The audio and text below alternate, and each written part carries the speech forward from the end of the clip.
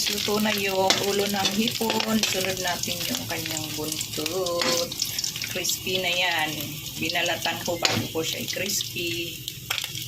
Then, sunod natin to.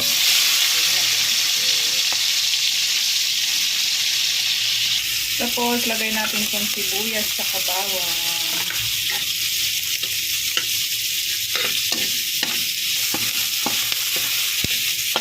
Tapos, ilagay natin itong labong.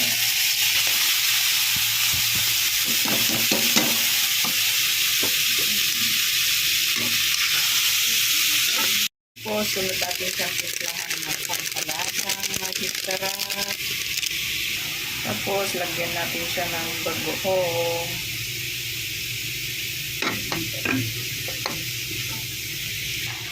Lagyan natin ng tubig.